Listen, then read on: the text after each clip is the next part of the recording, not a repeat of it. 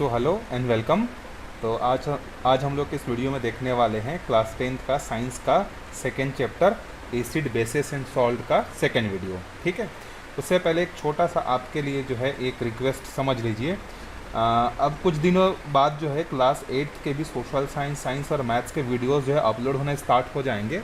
तो आप सभी से रिक्वेस्ट है कि जिस तरीके से आपने क्लास 9th के वीडियोस को शेयर किया था उसी तरीके से क्लास 8th के वीडियोस को भी अपने छोटे भाई बहनों के साथ जो है शेयर जो है करिए, ताकि उनको भी फ्री ऑफ कॉस्ट में अच्छी क्वालिटी के जो है एजुकेशन जो है उनको भी मिल सके। तो हम लोग स्टार्ट करते हैं जहाँ से हमने लास्ट वीडियो को जो है छोड़ा था। तो हमने इस लास्ट वीडियो में हमने एक एक्टिविटी को समझा था और उस एक्टिविटी का यूज़ करके कैसे हम लोग एसिड बेसिस और सॉल्ट के क्लासिफिकेशन को कर सकते हैं वो हमने देखा था। अब आगे देखते हैं। Indicators react with acids and bases to form new substance and these causes change in colour. अभी तक हमने जो भी पढ़ा क्लासिफिकेशन के लिए, जो भी इंडिकेटर्स हमने यूज़ किए, वो इंडिकेटर्स एसिड और बेस को डालने से अपने कलर को चेंज करके हमें बता रहे थे कि ये एसिड है कि ये बेस है। Do you know that there are some substances that change their order in acidic और बेसिक मीडिया। लेकिन सिर्फ हमारे दुनिया में ऐसा नहीं है कि कलर चेंज होने से ही हमें पता चलता है कि एसिड है कि बेस है।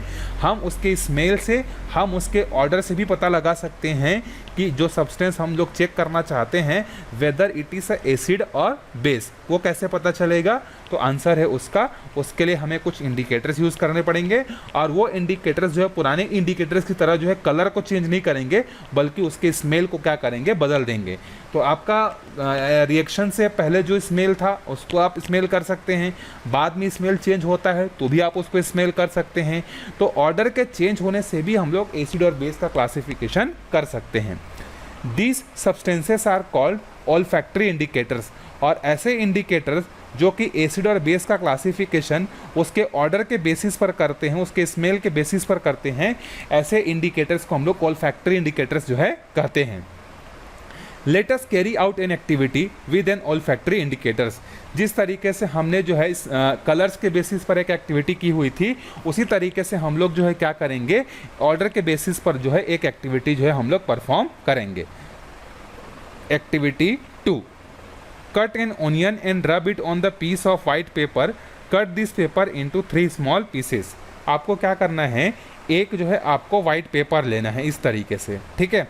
और उस वाइट पेपर में क्या करना है, अनियन को लेना है और ऑनियन को क्या करना है, इसके ऊपर में सब तरफ जो है क्या करना है, रब कर देना है। रब करने के बाद इस पेपर के हम लोग क्या करेंगे, 3 टुकड़े कर देंगे, ठीक है। On the first piece put a drop of dry hydrochloric acid. और इसका जो पहला पार्ट है इसमें हम लोग क्या डाल देंगे, हाइड्रोक्लोरिक एसिड मतलब HCl को हम लोग इसमें डाल देंगे। On the second piece put a drop of dilute sodium hydroxide. और सेकेंड वाले में हम लोग किसको डालेंगे, सोडियम हाइड्रोक्साइड, जिसका केमिकल फार्मूला है NaOH, इसको हम लोग डालेंगे। Compare the order of the first and second paper with the third paper. Do you notice any change in order of the first and second piece of paper. इसके बाद आपको क्या करना है, इसको फिर स्मेल करना है और इसको स्मेल करना है। तो ये तो आप एक्टिविटी करने के बाद बता पाओगे, ठीक है। वैसे तो उसका स्मेल डेफिनेटली चेंज होगा ही, लेकिन कैसा स्मेल आता है उसको आप एक्टिविटी जब अपने लैब में जाकर करोगे तो कर सकते हो। ये बहुत आसान है, कोई कॉस्टली नहीं है, आप इसको बड़े आराम से अपने स्कूल के लैब में जाकर जो है चेक कर सकते हो। तो आप ये एक्टिविटी ज़रूर करके बताइएगा। Onion is one example of an olfactory indicators. Vanilla and clove oil are also olfactory indicators. Onion olfactory है, वनीला है, क्लोव है, ये सब क्या है हमारे, ये olfactory indicators हैं। Only dilute solution of vanilla or col should be used to test for acids and bases. Vanilla does not change its order in the presence of dilute hydrochloric acid, but its order disappear in the presence of dihydrochloric oxide. अब देखो, जो vanilla है ना, इसका जो smell है, जैसे मान लो आपने एक वनीला का पीस लिया, ठीक है, उसके पीस में आपने हाइड्रोक्लोरिक एसिड को डाल दिया। किसको डाल दिया, हाइड्रोक्लोरिक एसिड को, किसमें, वनीला में। तो वनीला जो है ऑलरेडी पहले से क्या रहता है, इसमें कोई जो है चेंजेस नहीं होते। मतलब वनीला का जो स्मेल पहले आ रहा होगा वही स्मेल हाइड्रोक्लोरिक एसिड को डालने के बाद भी आएगा, तो कोई चेंजेस जो है नहीं होगा। लेकिन जब आप इसमें क्या करोगे, हाइड्रोक्लोरिक एसिड को डालो, सोडियम हाइड्रोक्साइड को डालोगे, मतलब बेस को डालोगे। HCl तो आपका एसिड है, तो वनीला में एसिड डालने से कोई चेंज नहीं हुआ, लेकिन अगर आप बेस डालोगे मतलब सोडियम हाइड्रोक्साइड डालोगे तो इसका जो पहले वाला स्मेल था वो स्मेल अब क्या हो जाएगा, गायब हो जाएगा। ठीक है, तो वनीला में एसिड डालने से कोई स्मेल जो है नहीं आता है, पहले जैसा था वैसा ही रहता है। लेकिन जब आप क्या करोगे उसमें वनीला में जो है अगर आप बेस को डाल दोगे मतलब सोडियम हाइड्रोक्साइड को डाल दोगे तो उसका स्मेल क्या होगा, पहले से जो है डिसअपियर जो है हो जाएगा। ठीक है, चलो यहाँ पर कुछ क्वेश्चंस दिए हैं, इसके आंसर देखते हैं। Why are copper and aluminium containers not used to store pickles. आपने अपने घरों में भी देखा होगा कि घरों में जब अचार बनाया जाता है तो अचार को प्लास्टिक के डिब्बों में रखा जाता है या कांच वाले डिब्बों में जो है रखा जाता है, कभी भी एल्यूमिनियम और कॉपर के बने हुए कंटेनर में जो है नहीं रखा जाता है। इसका जो रीज़न है हम लोग जैसे जैसे चैप्टर को पढ़ते जाएंगे आपको समझ में आ ही जाएगा, लेकिन मैं अभी आपको इसका रीज़न बता देता हूँ। जो कॉपर और एल्यूमिनियम है ये क्या है, हमारे मेटल हैं। तो जब हम लोग मेटल के का साथ क्या करेंगे, और जो पिकल्स है, पिकल्स कैसा होता है, खट्टा मतलब एसिड होता है। तो जब हम लोग मेटल और एसिड को आपस में रखेंगे मतलब इन एल्यूमिनियम और कॉपर के कंटेनर में जब पिकल्स को रखेंगे तो मेटल और एसिड का आपस में रिएक्शन होगा। तो इसके रिएक्शन होने के कारण यहाँ पर कुछ हजार्डियस सब्सटेंस बनेंगे। अब हजार्डियस सब्सटेंस का मतलब क्या होता है, कुछ खतरनाक चीज़ें, जहरीली चीज़ें बन जाएंगी, जिसका अगर हम लोग कंजम्पशन करेंगे तो हमारा हेल्थ इश्यू भी हो सकता है और हम मर भी सकते हैं। तो इसीलिए मेटल और एसिड को कभी भी एक साथ जो है नहीं रखा जाता है, इसीलिए हम लोग कांच का यूज़ करते हैं, और जबकि कॉपर और एल्यूमिनियम कंटेनर्स का हम लोग यूज़ जो है नहीं करते हैं। सेकेंड क्वेश्चन है, while eating mid day meal some sabji fell on Kusum's clothes. She went home and rubbed some soap on the spot which turned red. Can you give the reason for the change in color? मतलब एक बच्ची है जिसका नाम है कुसुम, वो क्या कर रही थी, मिड डे मील का खाना खा रही थी। तो मिड डे मील का खाना जब वो खा रही थी तो उसने देखा कि उसके कपड़े में कुछ सब्जी जो है गिर गया था। अब जब वो घर जाकर उस कपड़े पे साबुन लगाई तो देखा कि जिस जगह पर सब्जी गिरा हुआ था अब उसका कलर चेंज होकर कैसा हो गया है, रेड हो गया है। तो आपसे क्वेश्चन पूछ रहा है क्या आप इसका रीज़न बता सकते हैं, तो आंसर है यस, डेफिनेटली हम बता सकते हैं। क्यों, उसके कपड़े में सब्जी जो गिरा हुआ है डेफिनेटली उसका जो सब्सटेंस जो गिरा होगा वो हल्दी या किसी और चीज़ से बना होगा, जो कि या तो एसिडिक नेचर का होगा या तो बेस नेचर का होगा। अगर खट्टा सब्जी होगा तो एसिडिक नेचर का होगा, और बेस वाला नेचर का होगा तो बेसिक नेचर होगा। तो जब आप एसिड या बेस कपड़े में अगर गिरा है, मान लेते हैं कि उस पर बेस गिरा हुआ था, हल्दी गिरा हुआ था, हल्दी का नेचर बेसिकली बेस होता है, तो जब आप उसमें सोप लगाओगे तो उसके साथ क्या करेगा, रिएक्शन कर लेगा, और रिएक्शन करने के बाद अपने कलर को क्या करेगा, चेंज कर लेगा।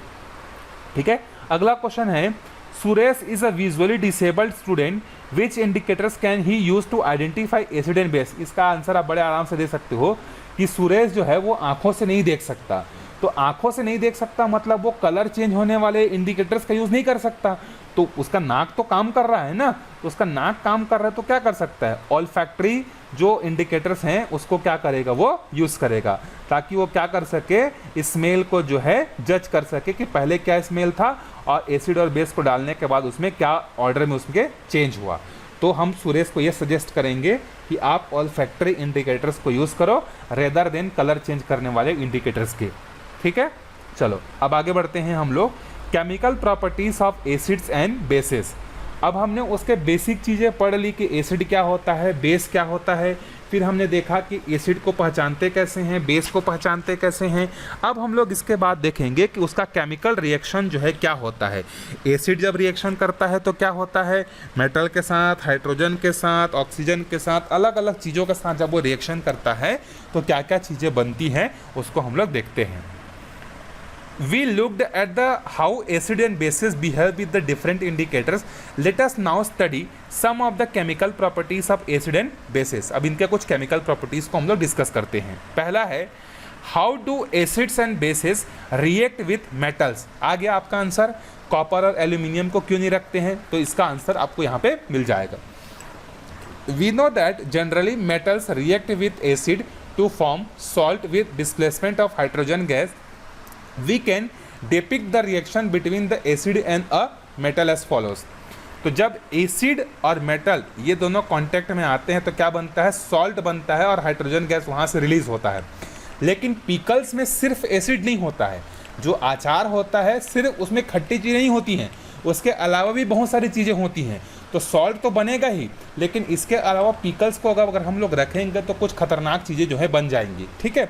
तो अगर प्योर मेटल है और प्योर एसिड है तो सॉल्ट बनेगा और हाइड्रोजन गैस वहाँ से रिलीज होगा। इसका आप एक एग्जांपल देख सकते हैं। यहाँ पर हमने 2 मॉलिक्यूल ऑफ क्या लिया, हाइड्रोक्लोरिक एसिड, और उसको जिंक के साथ हमने रिएक्शन करवा दिया। जिंक मेटल की कैटेगरी में आता है, तो क्या बन गया, जिंक क्लोराइड बन गया, और यहाँ से हाइड्रोजन गैस क्या हो गया, रिलीज हो गया, ठीक है। अब देखो यहाँ पर एक चीज़ आया है सॉल्ट। तो जब हम लोग सॉल्ट बोलेंगे साइंस में, इसका मतलब ये ही नहीं होता कि खाने वाला जो नमक होता है उसी को हम लोग सॉल्ट बोलते हैं। ज़रूरी नहीं है कि NaCl ही सॉल्ट बनेगा, बहुत सारे और भी अलग अलग सॉल्ट होते हैं जिसको हम लोग भले ही कंज्यूम नहीं करते, लेकिन उनको भी हम लोग क्या बोलते हैं, सॉल्ट। तो जब भी सॉल्ट वर्ड आएगा तो अपने दिमाग में एक फ्री रखना, ये सिर्फ नमक को नहीं बोला जा रहा है, इसके अलावा और भी सॉल्ट्स होते हैं उनको बोला जा रहा है, ठीक है। Write down the chemical equation of reaction between hydrochloric acid and some metals that you already know। अब आपको क्या करना है, हाइड्रोक्लोरिक एसिड का जो है रिएक्शन करवाना है किसके साथ, आपको मेटल के साथ। तो आपके पास बहुत सारे मेटल हैं, जैसे आप यहाँ पर चाहो तो सोडियम के साथ भी करा सकते हो, ठीक है। तो जब आप हाइड्रोक्लोरिक एसिड को सोडियम के साथ रिएक्शन करवाओगे तो यहाँ पे आपकी क्या बनेगा, एक तो बनेगा आपका NaCl और यहाँ से रिलीज होगा हाइड्रोजन गैस। अब रिएक्शन को बैलेंस करने के लिए यहाँ पर 2 लगाएंगे और यहाँ पर 2 लगाएंगे, तो 2 मॉलिक्यूल ऑफ सोडियम क्लोराइड बनेगा और हाइड्रोजन गैस यहाँ से क्या होगा, रिलीज होगा, ठीक है।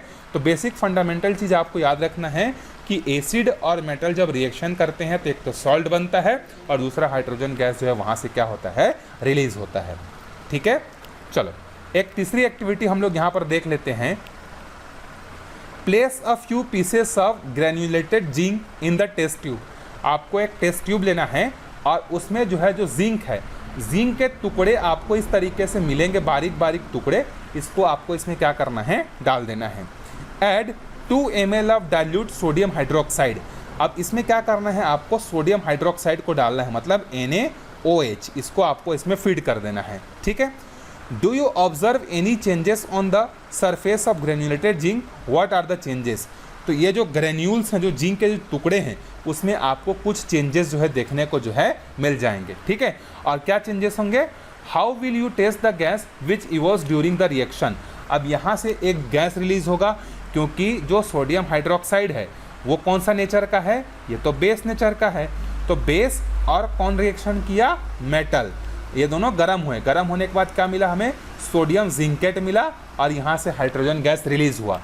अब आप कैसे पता करोगे कि जो गैस रिलीज हुआ वो हाइड्रोजन है, तो आपको बेसिक चीज़ें पता होंगी। जल्दी हुई माचिस की तीली को लेकर जाएंगे तो हम लोग यहाँ पर पता कर लेंगे, अगर उसका फ्लेम बढ़ जाएगा तो हम लोग पता कर सकते हैं आराम से, ठीक है। तो इससे हम लोग पता कर पाएंगे। तो चाहे एसिड हो चाहे बेस हो, अगर वो मेटल के साथ रिएक्शन करेगा तो एक तो सॉल्ट बनेगा और सॉल्ट के बाद दूसरा हाइड्रोजन गैस वहाँ से रिलीज होगा, ठीक है। तो इस वीडियो में यहीं तक देखेंगे। अगले वीडियो में फिर हम लोग आगे के प्रॉपर्टीज़ को हम लोग डिस्कस जो है करेंगे। तो आपका कोई सजेशन होगा तो कमेंट करके बता सकते हो। मिलते हैं अगले वीडियो में, तब तक के लिए बाय बाय।